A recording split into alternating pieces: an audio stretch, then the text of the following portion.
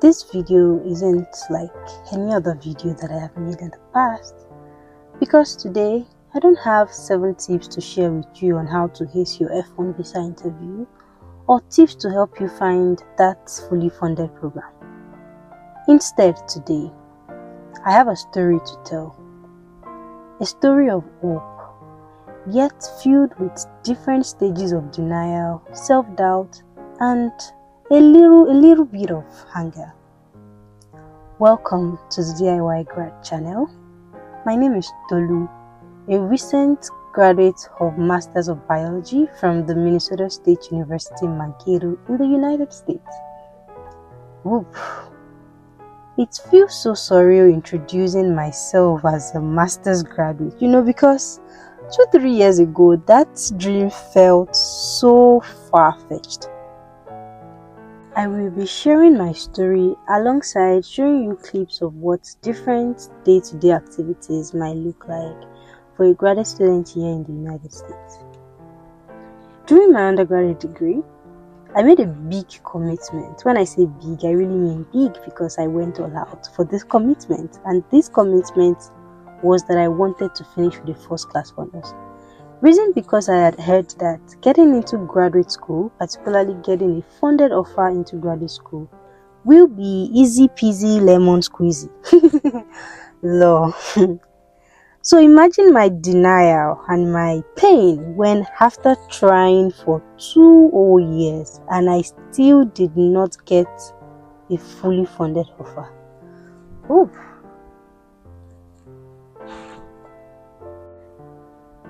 But 2022 was the year that almost broke the camel's back. But I am so grateful that I didn't allow all that happened that year to get the best of me. If I had, I wouldn't be here today curating this video for you. Okay. Before I go deep into the details of what happened, kindly engage with my channel by subscribing and liking this video. And also you can check out my other playlists for interesting content on how to get into grad school in the United States. Okay, so now to what happened in 2022. As expected, the year started on a high note, and on the top of my prayer points and confections and declaration for that year was that I would gain admission with fully funded offer that year. In line with my faith, I got to work, because faith without work is dead. I applied to quite a number of schools, mostly focusing in the United Kingdom, while also applied to the PhDApp scholarship, which is the Petroleum Technology Development Fund scholarship, through which the Nigerian government provides Nigerian students with opportunity to study overseas within distinguished and designated fields of study at specific schools. So I applied to these schools, and on the side also, I also applied to a couple of schools in the United States. Mostly I applied to all the programs I applied to in the United States were all PhD programs, and I applied to one master's program in a private university in the United States. This private university, I heard about it from a relative who had just completed a degree there. As the months rolled by, so did the rejection letters from the US schools roll in too. I was so demoralized, because I was so sure that I had put in my best into these applications, or so I thought. I emailed professor. I even did a virtual interview with a professor at Johns Hopkins University that I was almost sure that I would get into, only to be hit by rejections upon rejections. You don't need to tell me. This is one of the most painful things anyone can experience. I mean, I had a first class. Unlike the United States schools that rolled in rejections upon rejections, the schools I applied to in the United Kingdom were so lavish with admission. But na money be koko.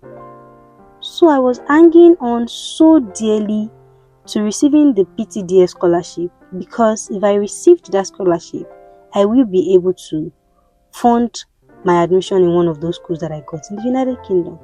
I held on so dearly to this PhDApp scholarship. I was in hope. I was holding on to it like the last piece of thread that holds together a torn garment.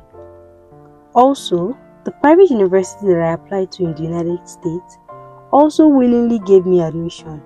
But again, na money be koko. So I was in between getting that PhDF scholarship to be able to fund my admission in the United Kingdom, or to come to the United States self-funded. Obviously, this last option definitely was my least preferred.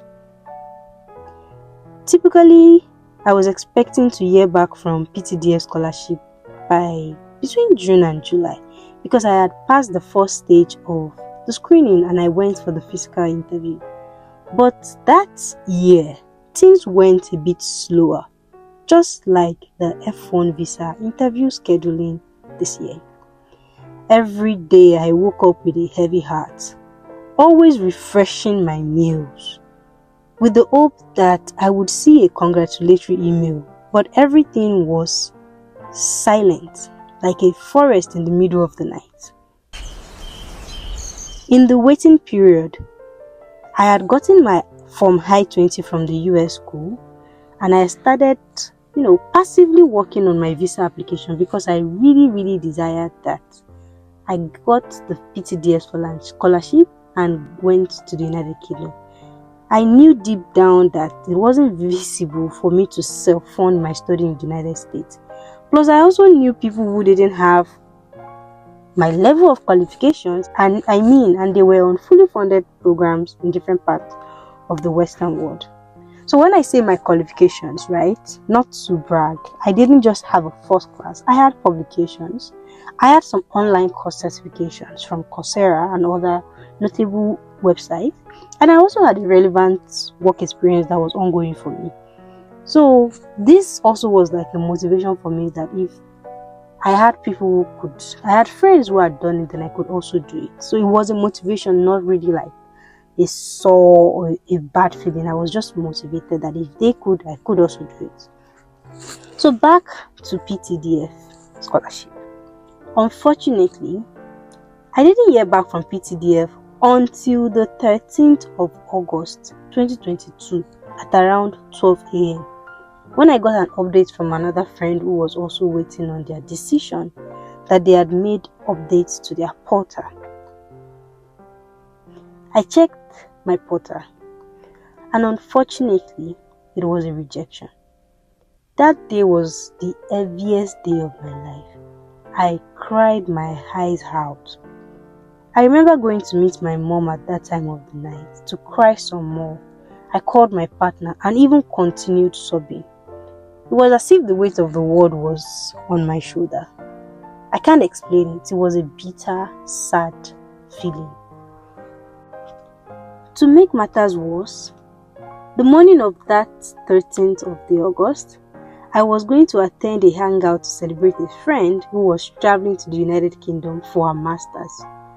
You can imagine somebody who just received an heartbreaking rejection having to celebrate somebody who was going to the United Kingdom. But having the knowledge that I have that celebrating people does not in any way jeopardize your own chances, I went and I celebrated my friend. And back to my dilemma, that week was a lot of back and forth. Out of desperation, I sprung into action. I stopped being passive about the US school, knowing fully well that I really didn't see the visibility of self-funding myself in the United States. But I still went ahead. I sprung into action. I applied for my visa. I paid the visa fee. I paid the service fee of $350. And I started to hope that I would get a visa date for a program that was supposed to resume in about 2 weeks. I already emailed the school informing them about if I could get a late resumption date, which they agreed to. But unfortunately, as you have guessed, I didn't get a favorable visa appointment date. In fact, I got a date for March the following year. And that was the end of that journey, because my dreams of going to the United States or the United Kingdom seemed to have been shattered at that point. But what I didn't know was that God was even preparing me for a far better option and a far better position for me to study here in the United States. After everything that happened, I had felt rejected, like I said, and I was also already considering just going to a private university in Nigeria to do my master's, because according to me then, I was done with all of this. But again, I am grateful for community, grateful for my partner, and grateful for my sister, who were the people who encouraged me to try again. And in the midst of all of this, I wasn't just the only person trying to go to the United States or the United Kingdom. My partner also was trying. So the following year, with a little faith and a little bit of support here and there, I put in the work again and started applying to the United States. Only this time, I decided to apply to only master's program. And even compared to the previous year, we had applied to so many schools. This year, that is 2023, I only applied to 2 schools. 2023 to resume 2023, that means I was applying around from August to early 2023. So I put in my application reluctantly, but I still made sure that I put in the best. Reluctantly, considering everything that had happened to me in the previous years. And note that this was not the first time that I was getting a rejection. I had tried 2 years ahead of this and I did not get an admission with funding. So I was kind of used to this pain. So I just tried this one more time. And to my utmost surprise, my admission and funding offer came in the late part of February 2023. And to top it off, I did not get just one, I got 2 admission offers. The word had just aligned in my favor. It was like, what? What changed? What did these people see about me now that wasn't there earlier? And I was just so grateful that I did not allow that sad experience to get the best of me. And to make matters even more beautiful, not only did I gain admission with funding to study in the United States, my partner also gained admission with funding to study in the United States the same year. So we gained double for our trouble. So what is the moral of the story that I have just shared? To many people, there could be different morals. But to me, what this experience taught me is that you never know when your input is going to yield the best result. But on your own part, what you can only do is to keep trying. And each time that you are trying, you are getting better at what you are doing. Yes, I might have applied again in 2023 and not gotten it. The world would not have ended. But that experience, that ability, that knowing that I could again apply to schools in the United States and get into the programs that I wanted with funding was a life-changing experience for me. It did a lot of things to my mind and my confidence level. It made me realize that I was a valuable person even more. I had always known that I was a valuable person, but it was as if God was putting a yes mark to my case.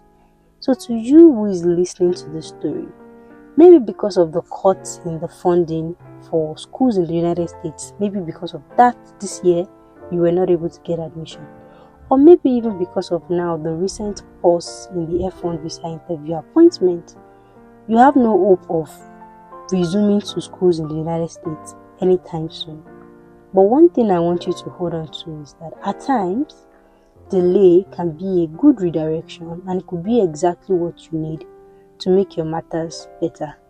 I could have come to the United States in 2022 without funding, and I'm not sure I would have liked the experience, really, because I know a couple of people who are trying to self-fund themselves in the United States, and I don't think it's the best thing.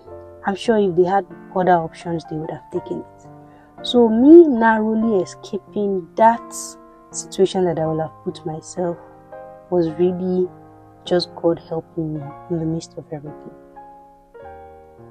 You have watched the video up to this point, and you have listened to my words, I hope that you've been able to gain encouragement that this is not the end of the road, no matter what the situation is for you, whether you already did your interview and you got a rejection, or whether you don't even have a date and you have no hope of resuming with the next academic session in the fall. Just know that all things, again, are supposed to work together for your good as far as you are working in line with God's will and purpose for your life. And I really, really hope and desire that all of God's dreams and purpose for you will be actualized, regardless of the times and seasons that we are in. Thank you for watching my video. Thank you for engaging. It's a good time for you to join this community. It's a community of hope. It's a community of encouraging ourselves to do it ourselves. That's why we have the DIY channel. So please make sure you subscribe, you like, and you share this video so that other people can also find this comforting content at this time and season. See you in my next video. Bye.